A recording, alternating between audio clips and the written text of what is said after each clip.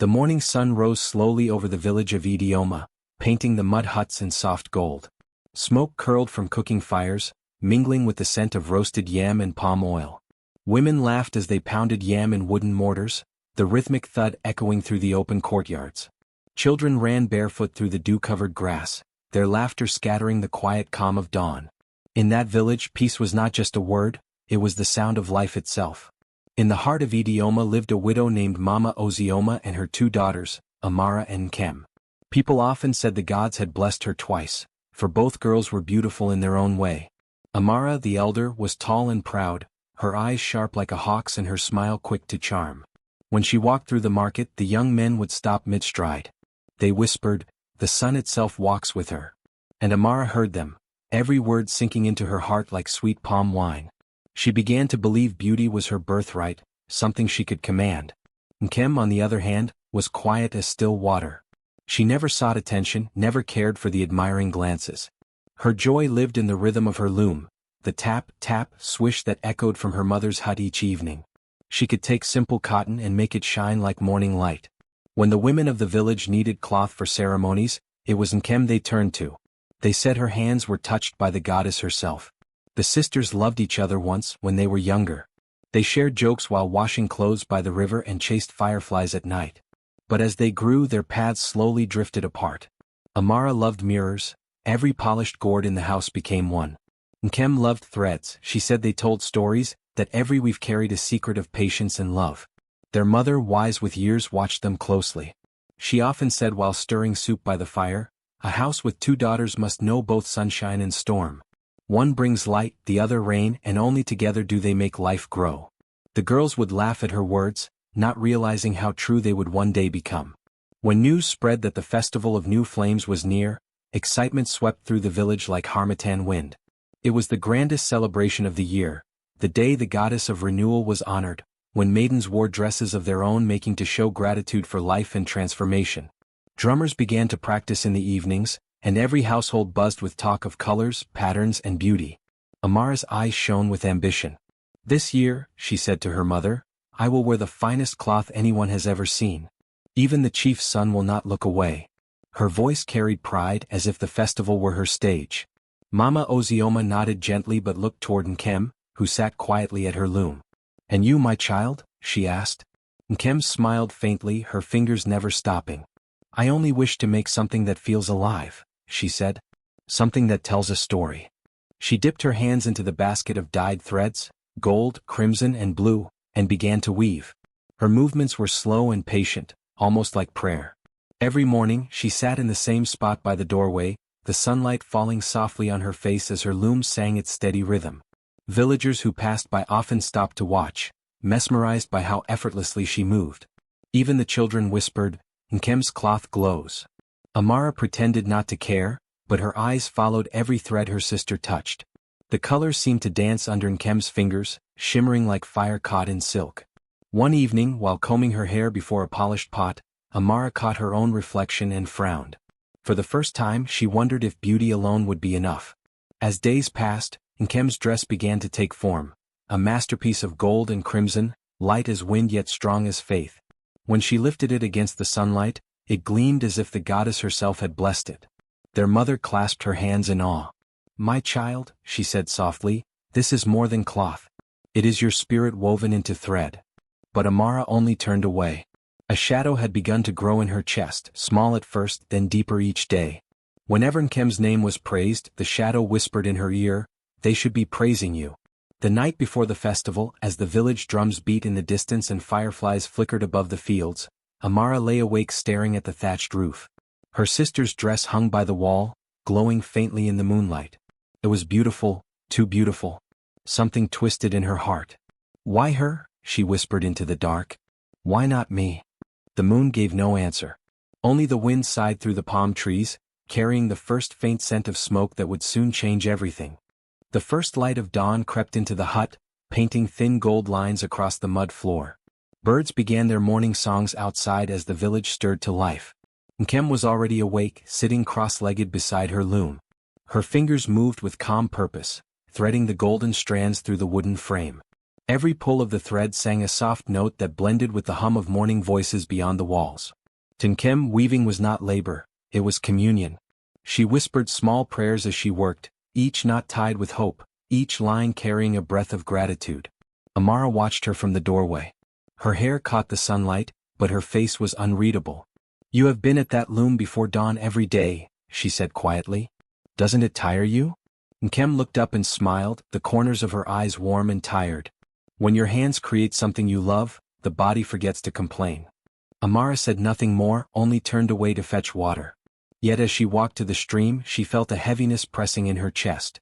The villagers had started whispering already. They spoke of Nkem's cloth, how its colors shone even before it was finished, how the threads glowed like fire caught in sunlight. Some said the goddess of renewal herself guided her hands. When Amara heard these words at the market, she forced a laugh, but her teeth clenched behind the smile. At home, Nkem's dress grew day by day.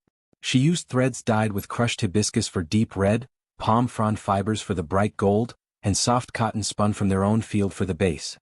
Her mother often sat beside her, plaiting palm fronds and humming old songs. "The goddess watches kind hearts," Mama Ozioma would say, "and she blesses patient hands." Nkem would smile and nod, but her eyes stayed fixed on her work. She dreamed not of praise but of the festival, of standing among the maidens, her heart open in offering. She wished to honor her late father's memory, who used to say she carried the warmth of dawn in her spirit. Amara pretended to be busy preparing her own dress, though she often sat idly, staring at the fabric she had bought in the market. It was fine, yes, imported cloth of a dull blue sheen, but it lacked life. Each time she looked at Nkem's creation, something inside her burned. The threads shimmered even in shade as if they carried their own light. One evening when their mother had gone to visit an old neighbor, Amara walked to where Nkem's dress hung. She reached out, her fingers brushing against the soft fabric. It was lighter than she expected, like touching a ray of morning sun. Her breath caught. For a brief moment she felt pride that such beauty came from her own blood. But envy rose quickly to swallow it. "She will outshine me," Amara thought bitterly. "No one will remember I even stood beside her." Nkem entered just then carrying a bowl of dye. Amara stepped back sharply. "Oh, you're here," Nkem said cheerfully. "Come, tell me, does the gold blend well with the crimson?" "It's fine," Amara said, forcing a smile. "Perhaps a little too bright." Nkem laughed. "Too bright? The goddess loves fire. She said in the old tales that beauty should remind people of the sun." "Yes," Amara murmured, "and even the sun burns when it shines too long." Nkem tilted her head. "What do you mean?" "Nothing," Amara replied quickly, turning toward her mat. "Just don't work yourself to death over a dress. It's only cloth." But Nkem's face softened, and she looked at her sister with kindness that made Amara's anger twist sharper. "Sister, this cloth is not just for me. It's for our home, our mother, our family. When I wear it, I'll carry your name too." Amara turned away again, hiding the sting behind her eyes. "Sleep, Nkem," she said, her voice tight. "The festival will come soon." Days turned into nights, and the air filled with drumming. Villagers rehearsed dances under the moonlight, the sound of rattles and laughter spilling through the village square. Young men carved masks for the ceremonial fires, and the scent of roasted groundnuts filled the air. Every home glowed with lanterns as women sewed, sang, and shared stories of festivals past. In the middle of all this joy, Nkem's hut shone brightest. Her finished dress now hung from a wooden pole, the cloth alive with color. The villagers gathered outside to see it, exclaiming with wonder. "It's as if light lives in it," said one woman. Another whispered, "Even the chief's wife will envy this beauty." The news reached the chief's compound, and soon the chief's son Obinna came to see for himself. He stood in silence before the shimmering cloth, his eyes wide. "I have seen fine fabrics from distant lands," he said slowly, "but none that breathe like this one." When he turned to Nkem, there was something like admiration in his gaze, gentle but deep. "You've made a dress worthy of the goddess." Nkem lowered her eyes shyly. "It is only the work of my hands, my lord." But Amara, watching from behind the doorway, felt her heart twist. Obinna's words echoed in her mind long after he left. That night she lay awake, listening to Nkem hum softly in her sleep. The sound was sweet, peaceful, undeservedly calm. In the corner, the golden dress swayed faintly in the breeze, catching the light of the oil lamp like a small, living flame. Amara's chest rose and fell quickly. Her hands clenched the mat beneath her. Each flicker of the flame on that dress felt like mockery. She thinks she is blessed, Amara thought bitterly. Let her see how the goddess smiles when her precious fire is gone. Outside, a stray wind blew through the palm trees, whispering secrets that only the night could hear. Inside, jealousy stirred, silent but alive, waiting for its moment to burn. Night draped itself over the village like a thick, quiet cloth. The moon rose pale and watchful above the trees, its light spilling through the open roof of Mama Ozioma's hut. Crickets sang from the bush, and the smell of wood smoke still lingered faintly from the cooking fires that had gone cold. In the corner, Nkem slept soundly, her breath soft and even, her face peaceful. Her festival dress hung neatly on the bamboo rack beside her, glowing faintly in the silver light. It looked almost alive, the gold threads catching the moonlight, the red glinting like hidden embers. Amara lay awake. Her eyes were open, fixed on the thatched ceiling, but her thoughts churned like a storm. All day, the words of the villagers had haunted her. Nkem this, Nkem that. The goddess favors her. The chief's son looked at her as if she were light itself. Each whisper had been a blade. And now, in the silence of night, they cut deeper than ever. She sat up slowly. Her breath came uneven, her heart pounding hard enough to hear. She turned her gaze to the dress. It hung there, shining as if it mocked her. In the flicker of the oil lamp, it looked like it was smiling. No, Amara whispered. You don't deserve their praise. Her voice was barely sound. You've taken everything from me, every eye, every word, every dream. You will not take my pride too. She rose quietly, careful not to wake her sister or mother. The floor was cold beneath her feet. She stepped outside for a moment, her hands trembling.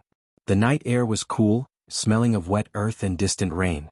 Fireflies drifted lazily near the trees, their faint glow blinking like tiny warnings. By the dying embers of the cooking fire, a half-burned stick still smoked softly. Amara looked around once, then reached down and picked it up. Its tip glowed red, a sleeping flame. She blew gently and it flared awake. The glow illuminated her face, the wide, fearful eyes, the trembling lips, the conflict carved deep between them. For a moment she hesitated. She could still turn back. She could drop the stick, lie down, and wake to morning light with her soul clean. But envy has its own rhythm and it beats louder than reason. She stepped back into the hut. Inside the air felt heavier. Shadows swayed across the walls as the flame in her hand flickered. She stood before the dress. Its threads caught the firelight, glimmering as if taunting her again. I am sorry, she whispered, though she didn't know if she meant it. Then she lowered the flame. The cloth took the fire hungrily. In seconds it spread, first a golden lick, then a red bloom, then a burst of light that swallowed the air. The smell of burning dye filled the hut, sharp and bitter. Amara stepped back, gasping as the fire grew. It climbed the bamboo pole, curling upward like a living spirit. She dropped the stick, heart hammering. The sound of crackling filled her ears, louder, until... Nkem, she screamed before she could stop herself. Nkem woke in confusion, coughing, eyes wide as the smoke thickened. What happened? She cried, scrambling toward the burning cloth. Stay back. Amara shouted, but her voice broke. It's too late. Their mother burst into the hut moments later, dragging a gourd of water. She threw it on the flames, but the fire hissed and flared again, unwilling to die. Finally, after frantic beating with wet cloths, the fire began to fade, leaving behind only smoke and ashes. When the last ember died, silence fell, heavy and cruel. The dress was gone. Only a blackened patch of earth and melted beads remained. Nkem sank to her knees, her hands shaking as she reached out for the ruined threads. Her fingers came away covered in soot. She stared at them as if she could not understand what she was seeing. Then her face crumpled and the first sob escaped her throat, deep, raw, and aching. Mama Ozioma knelt beside her, holding her tightly, rocking her like a child. My daughter, she murmured over and over. The goddess will return what you have lost. Outside, neighbors began to gather, drawn by the smell of smoke. Someone shouted, Fire in Mama Ozioma's hut. Others ran for gourds of water, though it was already too late. The night filled with whispers and speculation. By morning, the story had spread across the village. At the stream, women murmured that Nkem's pride had angered the goddess. Some said the fire was punishment for vanity, others claimed it was an omen. Not one dared to say what truly happened, except the guilty heart that carried the truth. Amara said nothing. She sat apart, her face pale, her eyes hollow. When Nkem stumbled out of the hut at sunrise, still holding the charred remains of her dress, Amara felt the weight of her sister's sorrow press against her chest like a stone. Nkem did not look at her, did not accuse her. She simply walked past, her silence more painful than any curse. That night, Amara cried into her mat. She told herself it was regret, but deep down she knew it wasn't guilt that kept her awake, it was fear. Fear that the goddess of renewal, the keeper of fire, had seen everything. And somewhere deep in the forest, the wind shifted, carrying with it a faint, whispering sound, the rustle of flames remembering their birth. Morning came heavy with sorrow. Smoke still lingered faintly in the air, weaving through the palm trees as if the gods themselves were mourning. The sun climbed slowly, its light pale and tired.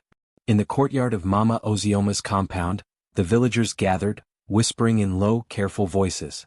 Some came to offer pity, others came for gossip. All eyes carried curiosity wrapped in false sympathy. Nkem sat on the ground beside the blackened remains of what was once her dress. Her face was streaked with soot, her hair undone, her hands raw from trying to fight the flames. The ashes clung to her fingers, refusing to let go, as if even the ruin wanted to stay with her. Her mother sat behind her, gently brushing away the dirt on her daughter's face with the edge of her wrapper. But Nkem didn't move, didn't blink. Her eyes were hollow, staring into the charred earth where her dream had died. The sound of drums echoed from the village square, the festival of new flames had begun. The air was filled with joy elsewhere, laughter rising, dancers stamping feet against the dust. But in this courtyard, silence reigned. "Daughter," Mama Ozioma whispered, her voice trembling, "it is time to let go. The goddess will understand. You do not need to face the people." Nkem shook her head slowly. "I wove that dress for the goddess," she said softly. "It was my prayer. If she saw fit to take it back in fire, then I will not hide. I will go, even if I were nothing but sorrow." Her mother's eyes filled with tears, but she did not argue. As Nkem rose to her feet, the world seemed to blur. The smell of ash clung to her wrapper. Her feet dragged against the ground as she walked toward the village square. The sound of drums grew louder, mocking her pain. In the center of the square, colors exploded, girls in bright wrappers, beads clinking around their necks, laughter ringing like bells. Men clapped to the rhythm of the drums, elders poured palm wine into calabashes, and children ran circles around the fire pit, waiting for the sacred flame to be lit. When Nkem stepped into view, the drummers faltered for a heartbeat. The villagers turned. Conversations paused, laughter dimmed. Her wrapper was plain, gray, still marked with soot. Her bare arms glistened with the faint sheen of tears she had tried to hide. She stood still, the only dark note in a sea of brightness. Someone in the crowd whispered, "Is that not Nkem?" Another voice answered, "It is. The one whose dress the fire ate." Perhaps the goddess punished her pride. Yes, she wove too beautifully. Maybe she tried to outshine the spirits. Each word struck her like a slap, but she did not flinch. She lifted her chin and stepped forward. At the front of the square stood the elders, and beside them, the chief's son, Obina. His gaze found her immediately. The surprise in his eyes softened into sorrow. He walked toward her and stopped just a few feet away. "You still came," he said quietly. "I promised the goddess I would," she replied. Her voice was calm but cracked slightly at the end. He looked down at the soot on her hands and the faint burns along her arm. "You are brave, Nkem." She smiled faintly, though her eyes glistened.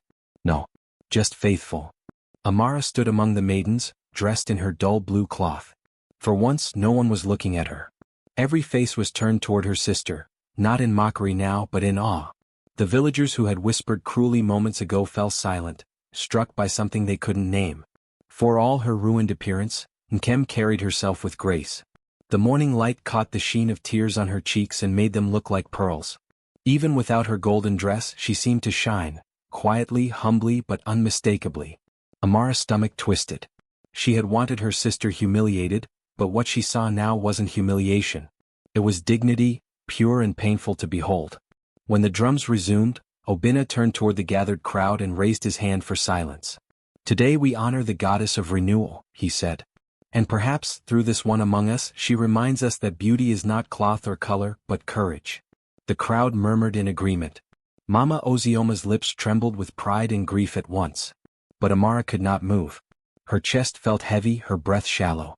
In her ears, Obina's words rang louder than the drums. After the festival, when the dancers dispersed and the sun began to fall, Nkem walked away quietly. She passed the same path that led back to their hut, her shadow long and thin against the red earth. The sounds of celebration faded behind her. When she reached home, she knelt beside the ashes once more. The sky burned orange above her, as if the gods had painted it with sorrow. She scooped the blackened remains of her dress into a small clay bowl. The ashes were light as air, crumbling between her fingers. "You were once my dream," she whispered. "But dreams that burn may still light another path." That night, after her mother had gone to sleep, she carried the bowl outside, walking barefoot until she reached the edge of the forest. There, under the silver gaze of the moon, she dug a small hollow in the ground and poured the ashes in. "May the fire that destroyed me become the flame that guides me," she murmured. Then she pressed her hands together, bowed her head, and let the earth swallow her loss. The wind blew gently through the trees, carrying her whisper far beyond the village, toward the forest where spirits listen and destinies are reborn. Days passed like drifting smoke, slow and heavy with silence. The village returned to its rhythm, pounding yam, singing, gossiping, but the story of the girl who came to the festival in ashes still lingered on everyone's lips. Some spoke with admiration, others with envy, but Nkem didn't listen. She had begun to wake before dawn each day, walking to the edge of the forest where she had buried the ashes of her dress. There she would sit and weave. She had gathered strands of bark fiber, silk threads from wild cocoons, and even the soft feathers that fell from passing birds. The forest seemed to respond to her sorrow, offering her its gifts. She wove them together carefully, her fingers steady, her heart quiet. The new cloth shimmered strangely. It wasn't gold, nor any color she had seen before. It caught light like water, flowing with shades that changed each time the wind touched it. Her mother noticed it one morning. "Nkem," she said softly, "that cloth, it glows like the wings of a spirit. What are you weaving?" Nkem smiled faintly. "A promise, Mama. One that only fire can test." Mama Ozioma didn't understand, but she nodded.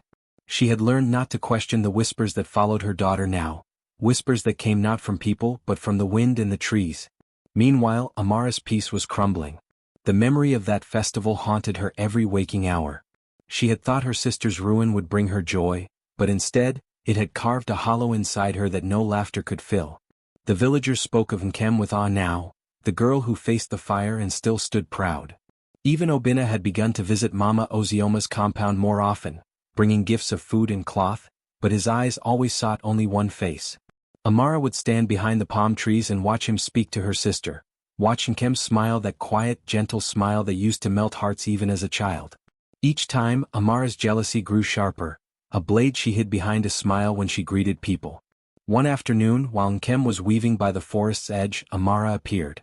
She carried a calabash of water, pretending innocence. "Mama said you should drink," she said softly. Nkem looked up, her hands still busy. "Thank you, sister," she said, her voice kind. "You've been keeping away lately. I've missed you."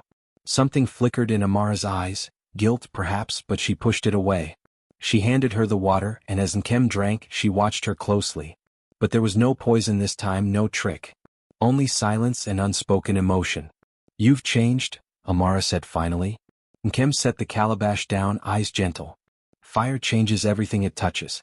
But maybe, not all burns are curses." Amara frowned. "Do you forgive me then? For that night?" Nkem's hands paused.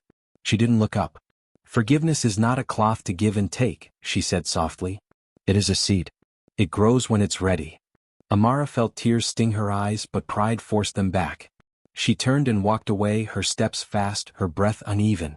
The trees whispered as she passed, as if judging her heart. That evening, when Nkem returned home, the sky was painted in purple and orange. Her mother was waiting by the fire. "The chief's messenger came," Mama Ozioma said. "They want you to weave the ceremonial cloth for the goddess altar next month. They say no one in Idioma has hands like yours." Nkem froze. "The goddess altar?" she repeated.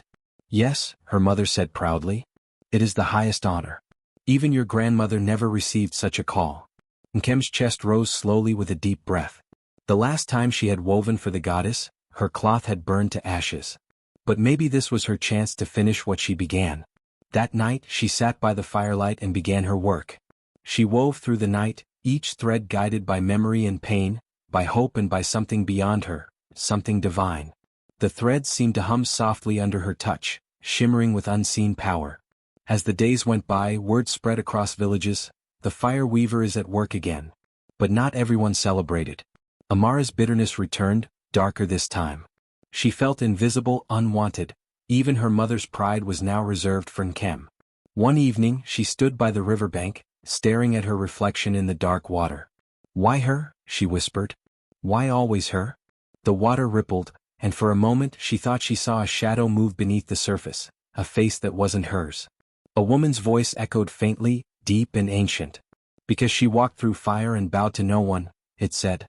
"But if you too wish to shine, then feed the flame." Amara stumbled back, terrified. But the voice lingered, soft as smoke. "Feed the flame." From that day on, her eyes carried something dangerous, not just envy now but hunger. Meanwhile, Nkem continued to weave. The cloth grew longer, glowing brighter with each passing day. The villagers began to gather around her home to watch the strange light that spilled from her hut at night, a light that flickered like the heart of a sacred fire. And when at last she finished the final thread, Nkem folded the cloth gently and placed it in a wooden chest. She smiled to herself, tired but peaceful. But far away at the riverbank where the moonlight touched the water, Amara knelt and whispered to the dark. "I am ready," she said. The ripples stirred. And somewhere deep below, the fire that once burned Nkem's dress began to awaken again, waiting to choose its next name. The night was thick with silence, broken only by the chirping of crickets and the rustle of palm leaves. A full moon hung over Idioma, its silver light washing over the rooftops, the trees, the sleeping goats. But inside Mama Ozioma's compound, sleep had no place. Nkem sat beside her mother, her newly woven cloth folded neatly in her lap. It glimmered faintly in the moonlight, its threads shifting color with every breath of wind, silver one moment, gold the next, then deep crimson like the heart of a flame. Mama Ozioma touched it gently, awe in her voice. "It looks alive," she whispered. Like the goddess herself breathed into it. Nkem smiled faintly, though her eyes were tired. "Perhaps she did," she murmured. "I asked her to let me weave truth this time, not beauty." Before her mother could reply, a soft knock echoed from the wooden gate. Nkem frowned. At this hour? When she opened it, Amara stood there, her face pale under the moonlight, her wrapper loosely tied, her eyes red as if she had not slept. "Sister," Amara said quietly. "May I come in?" Nkem stepped aside without hesitation. "Of course. You never need to ask." Inside, Amara looked around the room, her gaze falling on the shimmering cloth. Her breath caught. "So it's true," she whispered. "You finished it." Nkem nodded. "It will be presented to the elders at dawn." For a moment, silence hung between them. The air was thick with things unsaid. Then Amara stepped closer. "Nkem," she began, her voice trembling.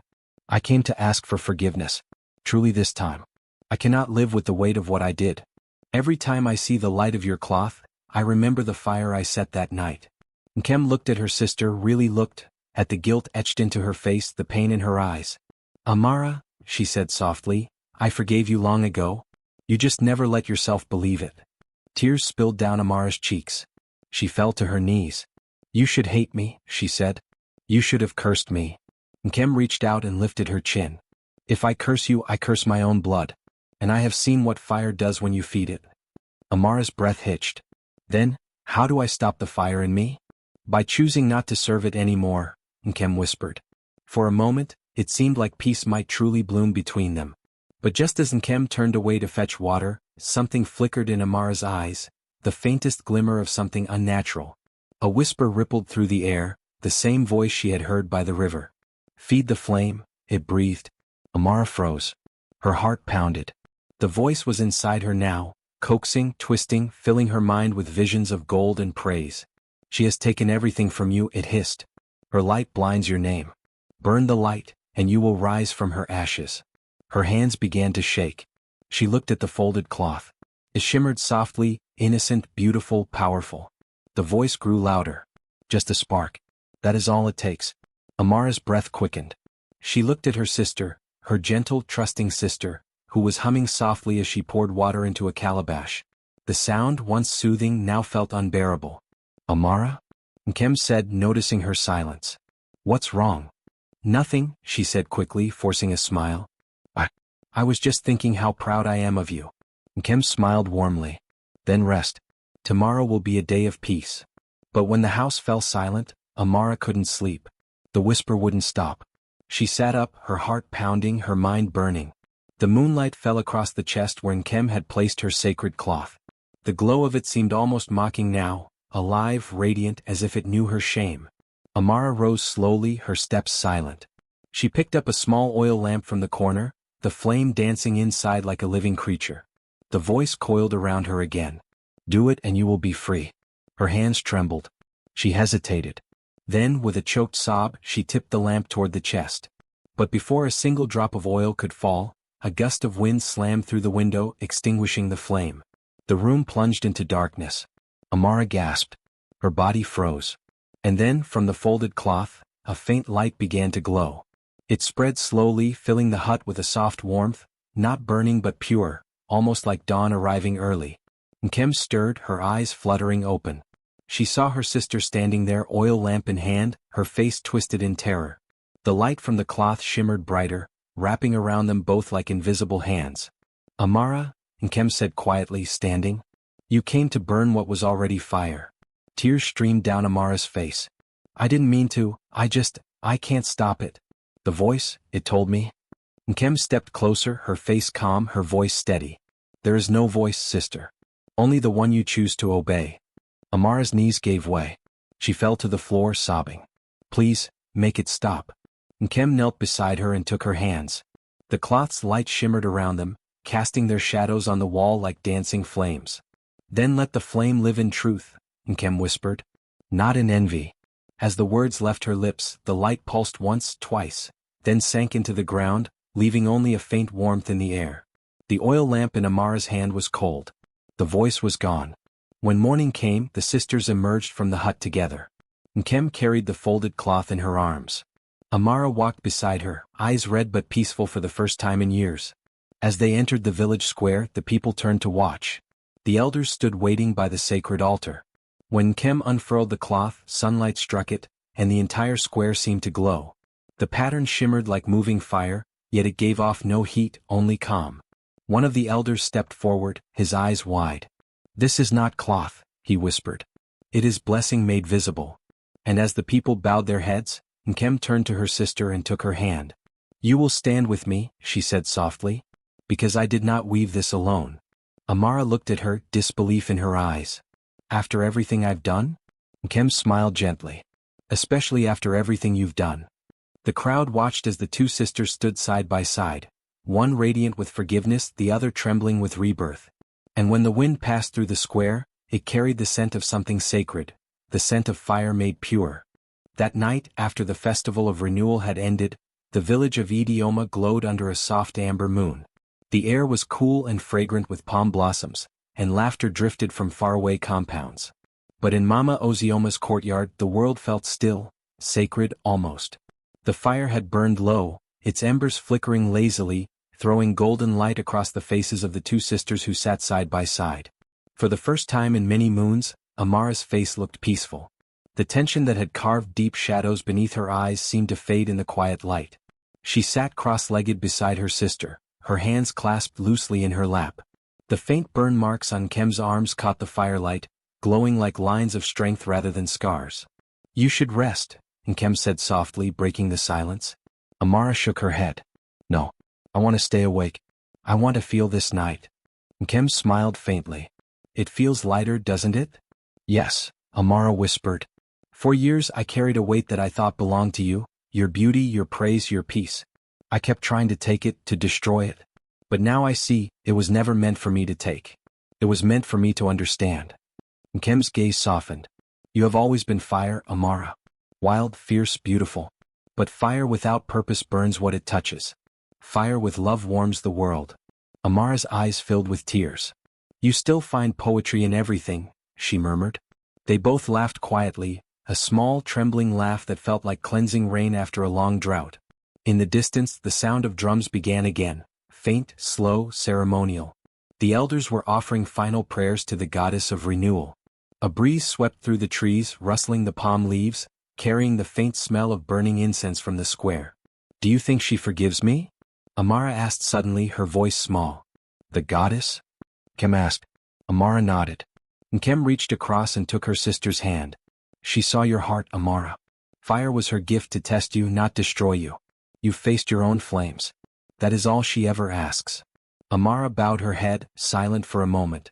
Then she whispered, I want to be better, Nkem. I want to learn to weave like you, not just with thread but with peace. Nkem smiled. Then tomorrow at dawn we'll begin. And so they did. When morning light spilled over Idioma, the village woke to a sight that made every mouth fall silent. The two sisters sat before their mother's hut, weaving side by side. Nkem guided the shuttle with calm precision while Amara, still clumsy, still learning, followed her rhythm. The loom creaked softly, the threads shimmered in sunlight, and laughter filled the air once more. Mama Ozioma stood in the doorway, watching her daughters with tears shining in her eyes. Two daughters, she whispered, one of flame, one of light, and now both shining the same. As the days passed, something beautiful unfolded in the village. The story of the two sisters spread beyond Idioma, to neighboring lands, to distant towns. People began to say, there is a place where fire became gold and envy became love. Women traveled for days to learn from Nkem, who now taught weaving not as a craft, but as a prayer, a way of mending what was broken. And Amara, humbled and reborn, found her own purpose. Her hands, once known only for destruction, became the hands that tended the fire at the weaving house. She watched over the looms each night, feeding the flames that gave light to the weavers. The villagers began calling her keeper of the hearth. One evening, as the sun dipped low and painted the sky in shades of bronze and rose, Amara stood watching the women work. The hum of their song filled the air, a song of renewal, of second chances. Nkem approached quietly, her wrapper dusted with gold threads, her hair wrapped in a simple scarf. They sing your name now too, Nkem said gently. Amara smiled, a little shyly. No. They sing yours. No, Nkem replied. They sing ours. For a moment, both sisters stood watching the orange flames dance in the hearth. The fire crackled warmly, not wild or consuming anymore, but steady, faithful, alive. Do you ever think of that night? Amara asked softly. Nkem looked into the fire. Every time I see light, she said. But it no longer hurts. It reminds me that even ashes can hold seeds. Amara's eyes glistened. You always knew how to turn pain into beauty. And you, Nkem said, touching her sister's shoulder, learned how to turn fire into grace. A gust of wind passed through the compound, lifting strands of their hair, scattering a few glowing embers into the night. The sparks rose into the sky and disappeared among the stars, tiny reminders that even what burns can find its way back to light. As night deepened, the sisters sat together again, just as they had on that first peaceful morning months ago, before jealousy, before fire, before sorrow. Only this time, silence between them was not heavy, it was whole. The moon rose higher, reflecting in their eyes. And from somewhere unseen, a voice, gentle, ancient, loving, seemed to whisper through the air. The fire that burns in love wears no scar. The wind carried those words across the village, through the trees, past the riverbank where shadows once whispered dark things, and into the hearts of those who listened. By dawn, when the first light touched the rooftops, it shone on a village reborn, one that had learned that even from envy beauty could rise, even from ashes, honor could bloom. And so, when travelers came and asked who those two women by the loom were, the children of Idioma would answer proudly. They are the daughters of light, one who burned and one who wove the fire into gold. Seasons changed in Idioma, and with them came new blessings. The rains fell gentle that year, soaking the red earth until it breathed again. The crops grew thick, the rivers full, and laughter returned to the market. But the truest harvest of all was not in the fields. It was in the hearts of two sisters who had once been enemies and were now mirrors of peace. Every morning, the sound of Nkem's loom echoed through the compound. The soft rhythm of the shuttle striking wood had become the song of the village. Children ran errands for her, women brought fibers and dyes, and even the elders sometimes came to watch her weave. They said her threads carried stories, of struggle, of forgiveness, of transformation. Beside her always was Amara. No longer the jealous shadow she once was, she had found her own kind of artistry. Her hands, which once trembled with envy, now molded clay and crafted lamps that burned with steady, sacred flames. Her work lit every home in the village. People said her lamps never went out, even in storm or sorrow. They called them the fires of mercy. One afternoon, the chief's son Obina came to visit.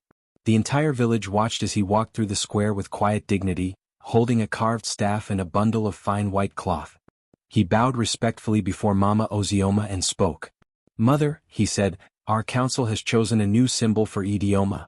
Not a mask, not a drum, but a cloth and a flame. the cloth woven by Nkem and the light kept by Amara. The goddess has shown that where fire and thread meet, harmony is born. Mama Ozioma's eyes filled with tears as she nodded. The goddess has been kind to my daughters, she said softly. But Nkem stepped forward, shaking her head. No, Obina. The goddess has been kind to all of us. We merely listened when she spoke through the fire. The people cheered. The drums began to beat again, soft and low, carrying through the air like a heartbeat. And from that day, every festival in Idioma began not with a dance, but with the lighting of Amara's sacred flame and the unfurling of Nkem's woven cloth before the goddess's altar. Time passed, and both sisters grew into women of wisdom and grace. Nkem married a gentle craftsman who had admired her strength long before he admired her beauty. Amara chose a different path. She never married, saying, "My heart has already been wedded to forgiveness." She spent her days teaching young girls the art of shaping fire, how to light it, tend it, and never let it consume them. The bond between the sisters deepened with the years. They still argued sometimes, as sisters do, but there was laughter in their quarrels, not bitterness. Nkem's children called Amara Mama Flame, running to her whenever the lamps in their house dimmed. She would lift them onto her lap, smiling as she whispered, "Do you know the secret of the fire?" They would shake their heads eagerly, eyes wide. "It burns to remind us we are alive," she'd say. "And when it fades we must feed it, not with anger but with love." Nkem often stood in the doorway listening, her heart swelling with pride and tenderness. One twilight evening many years later, the sisters sat again by the hearth, the same place where their story had once turned from hatred to healing. The air was cool and the sky glowed purple. Nkem's hair had streaks of silver now, and Amara's hands bore lines from years of molding clay. But when they looked at each other, they still saw the same two girls who had once shared laughter under the morning sun. "Do you remember the festival?" Amara asked, smiling faintly. Nkem laughed softly. "How could I forget? You nearly turned my dream to ash. And you," Amara teased, "turned my sin into a story the whole world tells." They both laughed, the kind of laughter that only old wounds can bring when they've truly healed. After a long pause, Nkem looked into the fire. "Do you ever think of what we learned?" Amara's eyes softened. "Every day. I learned that envy is a fire that eats its owner first. But I also learned that forgiveness is stronger, it burns cleaner, brighter." Nkem nodded slowly. "And I learned that beauty is not in what we weave, but in what survives the burning." The fire crackled softly between them, casting dancing light on their faces. As night deepened, the villagers gathered outside, drawn by the faint glow that seemed to rise from their compound, the same warm, shifting light that once came from Nkem's magic cloth. Children played in the yard, chasing fireflies that flickered like falling stars. Somewhere, a drum began to beat again, slow and steady, calling to the heart of Idioma. Mama Ozioma, old now but strong, stepped out to see her daughters surrounded by the people, the weavers, the potters, the singers. She raised her hands and spoke in a voice that carried like wind through leaves. "Once my daughters fought for beauty. But today they are beauty, not the kind that fades with the sun, but the kind that lights the dark." The crowd bowed their heads, murmuring prayers of gratitude. As the night wore on, Nkem and Amara stood side by side once more, watching the flames rise. The air shimmered faintly around them, and for a moment, just a moment, the goddess's presence could be felt again, gentle and proud. The sisters smiled, their faces bathed in gold. And in that sacred stillness they understood, the story that began with fire would end not in ashes, but in light everlasting. Years passed like songs fading softly into memory. The village of Idioma thrived, its people known far and wide for their craft, their peace, and the legend of the two daughters of light. Travelers came from distant lands, from river towns, from mountain valleys, to see the sisters who had turned fire into grace. By then the sisters were no longer young. Silver traced their hair and wisdom glowed in their eyes. But time had not dimmed their bond. If anything, it had deepened, like the roots of an old tree that grows stronger even as the branches age. Every morning Nkem still wove, her hands steady and sure, her thread smooth as river silk. But now she no longer wove for the goddess or for honor. She wove for her people. Blankets for newborns, cloth for weddings, wraps for mourning. Every thread held a prayer. Amara, the once jealous sister, became the guardian of the village flame. Each evening she walked through Idioma with her staff of firewood, lighting the lamps outside every home. The villagers waited for her gentle knock on their doors, for her soft voice that always said, "Let light find you even tonight." Children followed her like fireflies, giggling as her lamp flickered gold and red. One such evening as she returned home she found Nkem waiting by the hearth. The loom sat empty for once. The old weaving mat had been rolled away. "You're not weaving tonight?" Amara asked, setting down her lamp. Nkem smiled faintly. "No. My hands are tired. The threads know enough stories now." Amara sat beside her, the flame from her lamp flickering between them. For a long while they sat in silence, the air thick with the unspoken, memories, laughter, grief, love. "You've grown quiet these days," Amara said gently. Nkem looked at her, eyes soft and deep. "Do you ever feel the goddess calling again?" she asked. Amara frowned slightly. "Calling?" "Yes," Nkem whispered. "In the wind, in the fire's crackle. It feels as if she's asking me to rest." Amara's heart clenched. "Don't speak of rest like that." Nkem smiled faintly. "Rest isn't an ending, sister. It's just another weaving, one made of spirit instead of thread." Tears shimmered in Amara's eyes, but she said nothing. She only reached out and held her sister's hand, gripping it tightly.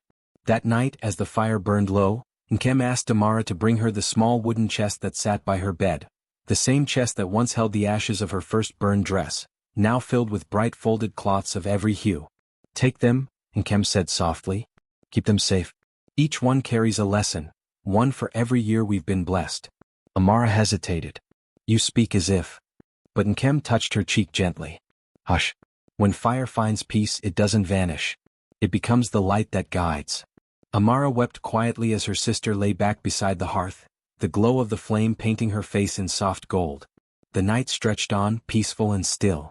By dawn, when the rooster crowed and the first light touched the sky, Nkem's loom sat silent. The fire had burned itself to ash, and in that calm, eternal quiet, Nkem had gone to meet the goddess she once wove for. When the news spread, the village fell into deep mourning. Bells rang, drums beat slowly, and even the birds seemed to hush. Women came carrying flowers, men brought oil for the sacred lamps, and children carried tiny pieces of cloth Nkem had once made for them. They placed them all at her resting place, a mound beneath the great palm tree that watched over Idioma's heart.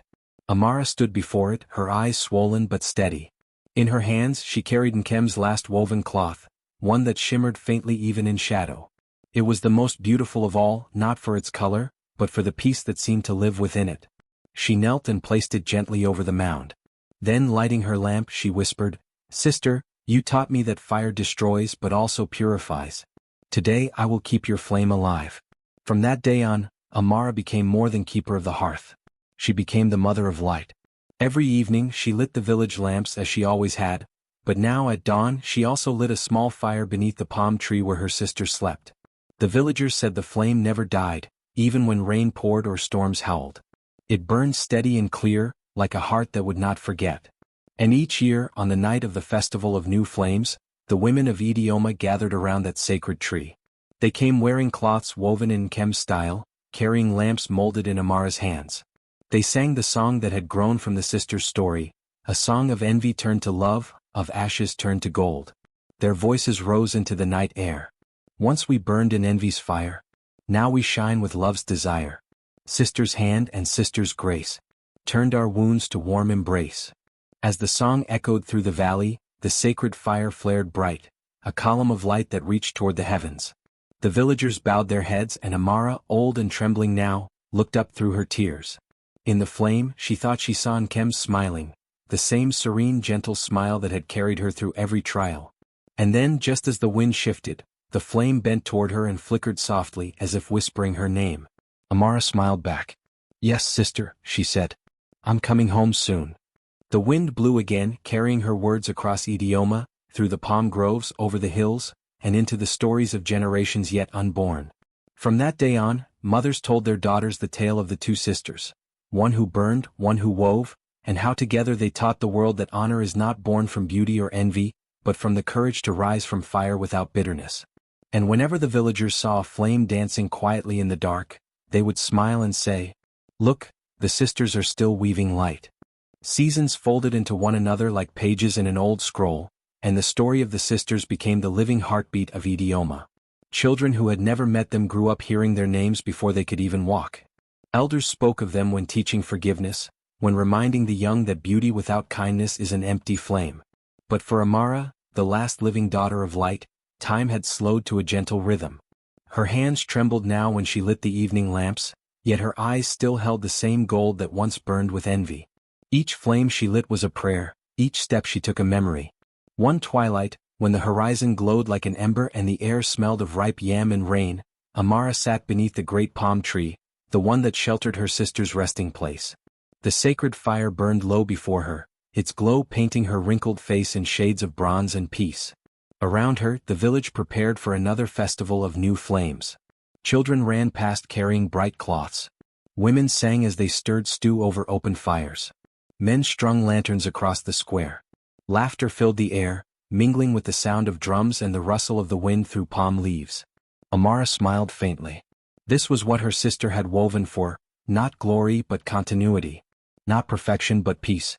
Soon, a little girl approached her, barefoot, wide-eyed, clutching a small bundle of cloth. "Mama Amara," she said shyly, "my mother says you taught the goddess to smile. Is it true?" Amara laughed softly, her voice like wind brushing dry leaves. "No, child. I only learned how to smile back at her." The girl's eyes glowed with wonder. "Can you teach me too?" Amara looked at the bundle in the girl's hands, a piece of fabric half-woven, the edges frayed but full of potential. She nodded slowly. "Sit," she said.